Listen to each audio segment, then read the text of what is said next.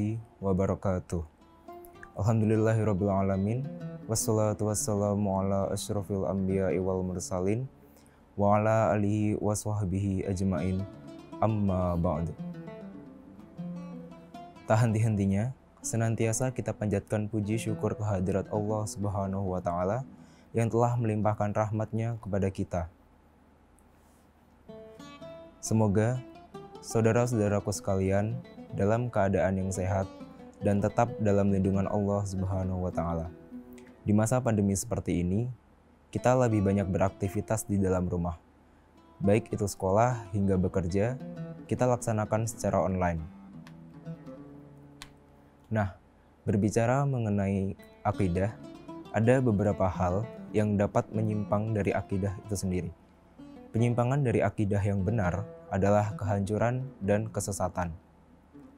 Karena akidah yang benar merupakan motivator utama bagi amal yang bermanfaat. Karena sesungguhnya, kekayaan materi memerlukan taujih atau pengarahan dalam penggunaannya. Dan tidak ada pemberi arahan yang benar kecuali akidah sahih.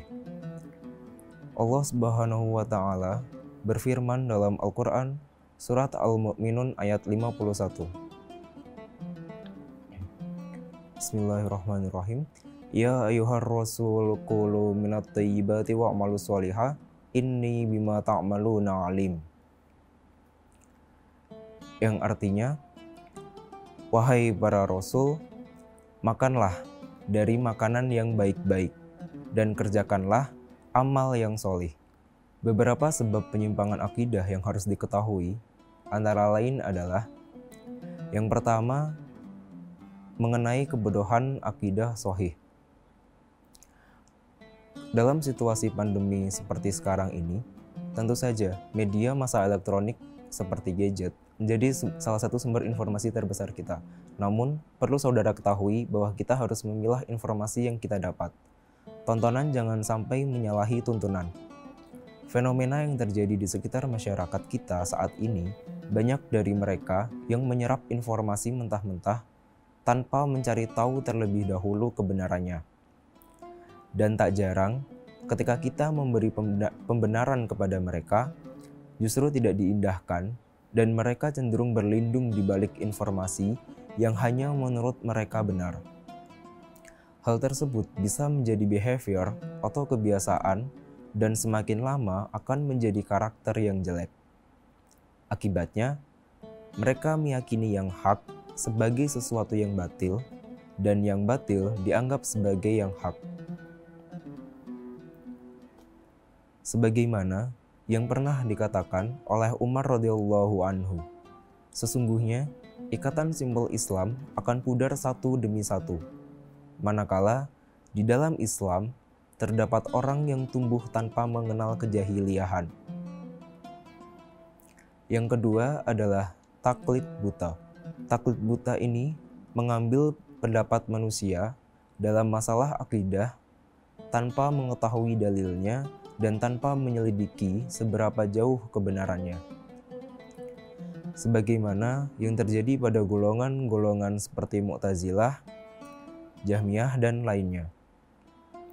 Mereka bertaklid kepada orang-orang sebelum mereka dari para imam sesat sehingga mereka juga ikut sesat. Jauh dari akidah yang sahih.